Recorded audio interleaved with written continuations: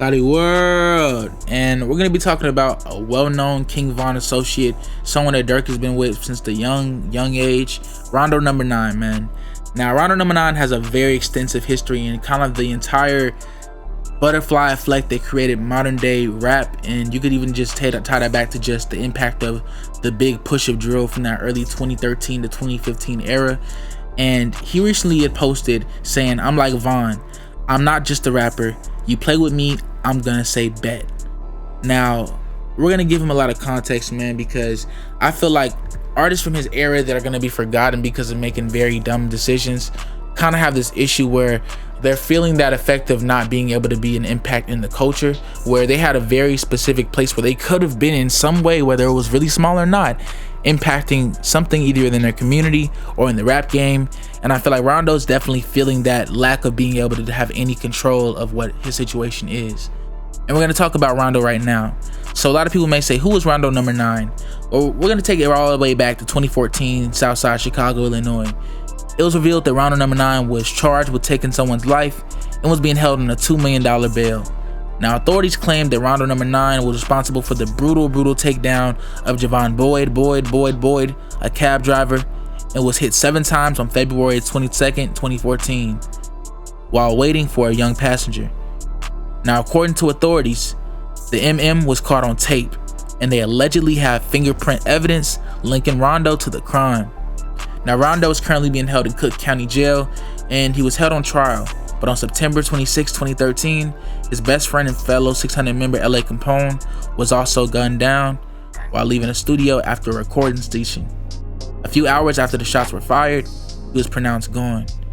Now, Rondo number 9 would then go on to release a video in honor of his fallen friend called Trap Spot.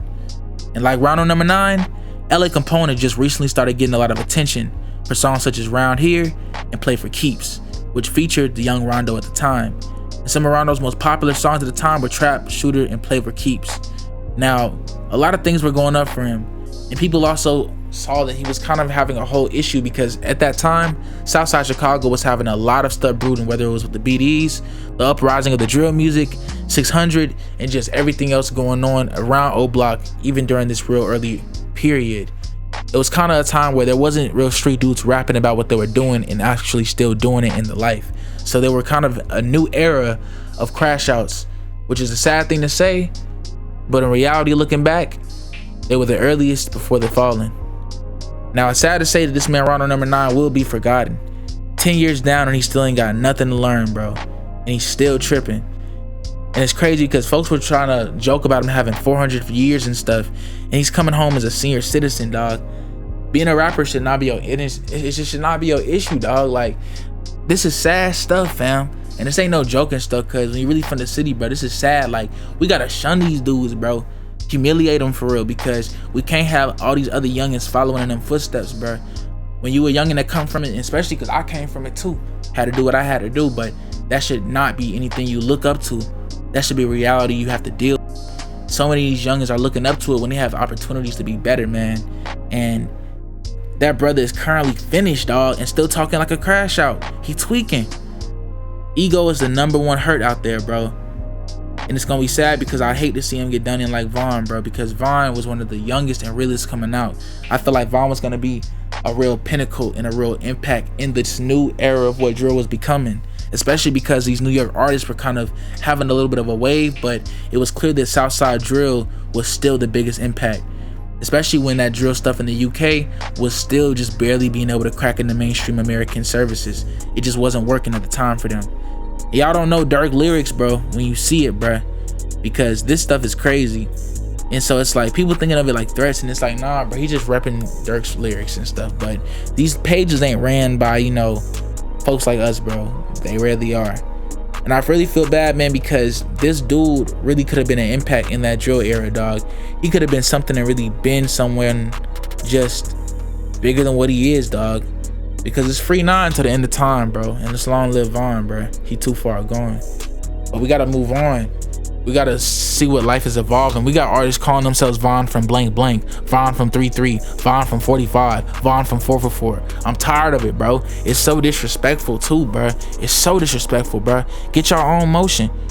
Like, I think of this stuff all the time, bro, and I wonder, where are we gonna go, bro? Where are we gonna be at, bro? Because it feels like there's no originality coming out now, bro. Everyone wants to be somebody else.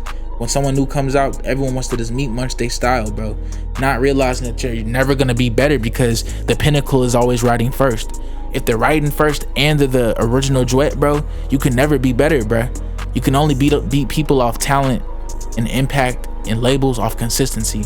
Consistency will always be the best hitter for anybody independent. If you can't even be more consistent, you don't got motion for it, bro.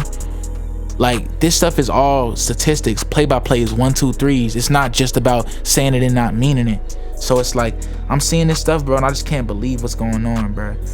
Free that man Rondo, bro. But I always wondered what that man Lil Durk's mind be on. So many friends that have gone and either crashed out or passed away, either riding for you, protecting you, or living by the image that you have helped to establish. I wonder what somebody who survived some of the hardest things that could ever be known to man would think about what his day-to-day is like, if he can even appreciate and enjoy life for what it is. Because when you look at this stuff overall, all we seeing is a new era being established, and that man Rondo number 9 is being left behind. Folks that had actual impacts in the creation of drill being left behind in a prison cell. It's sad, man. It's sad and it's tragic, and we got to do better. I wonder what that man Durk be thinking about, man. Even when I think about day to day, what does that man Durk do? We know he goes on tour and we know he's active, but he seems like he keeps himself out the way, because honestly, when you're an artist that big, it's best to stay out the way, man. Now, that man Lil Durk gifted every person on his gaming team a custom chain recently, bro. Like, that man Durk is doing his thing. A lot of these young artists, especially Chief Keef and Durk, are locked into what it is to be bigger than music and be bigger than rap now, bro.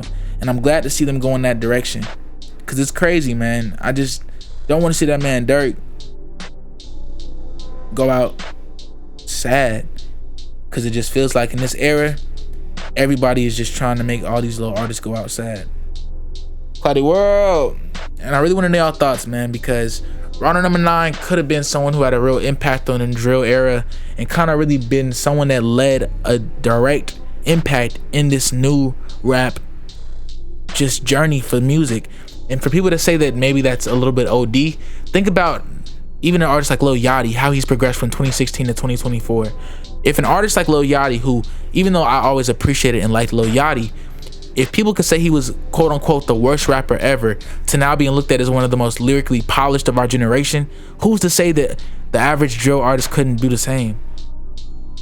That's just how I feel on it, though. Maybe I'm just a hometowner, man, and I believe in what Chicago does. Because if it's one thing I've learned to never do, it's count out the South Side.